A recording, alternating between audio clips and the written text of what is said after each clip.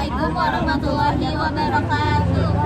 Oh, perkenalkan, kami dari mahasiswa STI Ekuitas Bandung. Saya Mega Yulestari dan teman saya Renalda dan Adriana. Pada malam yang hangat ini kita tuh bakal bahas sesuatu yang sangat menarik nih teman-teman. Apa sih kan yang bakal kita bahas? Kita akan ngebahas tentang kode etik profesi. Nah, mungkin di beberapa teman-teman ada yang belum tahu nih pengertiannya atau ada tujuannya lah atau prinsip-prinsip dari kode etik. Nah, di sini kita mau jelasin nih ke teman-teman semua. Boleh banget. Nah, kalau menurut Renanda kode etik itu apa? Kalau kata aku sih suatu sistem ya di mana berisi tentang norma yang menegaskan apa yang benar, apa yang baik, apa yang tidak benar, apa yang tidak baik gitu bagi profesional yang menjadi anggota dari sebuah profesi. Nah, kalau misalnya kata Mega nih, fullnya nih pengertian dari kode etik itu apa sih?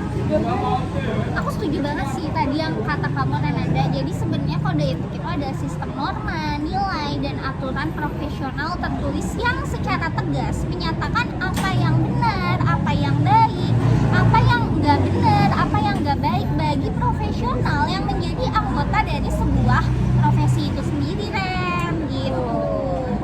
Nah, pastinya kode etik juga punya tujuan loh teman-teman. Apa itu tujuannya coba Ren? Tujuan dari kode etik ini yaitu pelaku profesi dapat menjalankan tugas dan kewajiban serta memberikan pelayanan sebaik-baiknya kepada pemakai jasa profesi tersebut. Dengan kode etik akan melindungi perbuatan-perbuatan yang tidak profesional. Wow, jadi bagus banget ya tujuan kode etik itu sendiri. Nah, Meg, tadi kan kita udah ngejelasin nih pengertiannya, tujuannya dari kode etik. Di kode etik itu tuh ada prinsip-prinsipnya kan? Nah, boleh disebutin nggak apa aja prinsip-prinsip dari kode etik?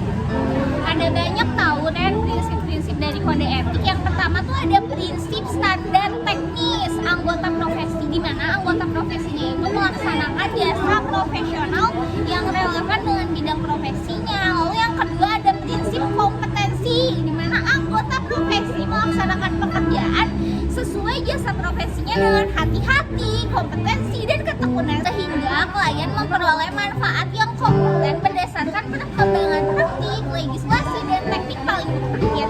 Juga yang ketiga ada prinsip tanggung jawab profesi, prinsip kepentingan publik, prinsip integritas, lalu juga ada prinsip objektivitas, di mana prinsip objektivitas ini menjaga objektivitas dan bebas dari benturan kepentingan dalam pemenuhan kewajiban profesionalnya. Lalu juga ada prinsip kerahasiaan, di mana pada prinsip ini menghormati kerahasiaan informasi yang diperoleh selama melakukan jasa profesionalnya dan tidak boleh memakai atau mengungkapkan informasi tersebut tanpa persetujuan. Juga terakhir ada prinsip perilaku profesional, di mana pada prinsip ini dan perilaku konsisten dengan reputasinya dan menjauhi tindakan yang dapat mendiskreditkan potensi yang diembannya. Jadi gitu deh. Jadi ada banyak ya prinsip-prinsip dari kode etik teman-teman.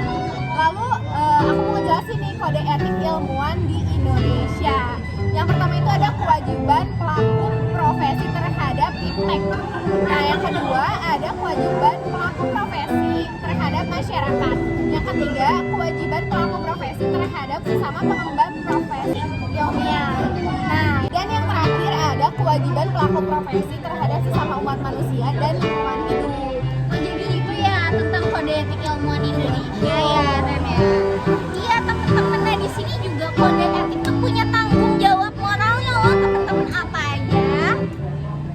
Yang pertama Ada 3 prinsip dasar tanggung jawab moral akan profesi seseorang, di mana yang pertama itu bertanggung jawab untuk setiap kerugian jika itu adalah konsekuensi dari sesuatu yang telah kita lakukan atau jika itu terjadi dalam rangka intervensi kita terhadap suatu proses. Yang kedua bertanggung jawab jika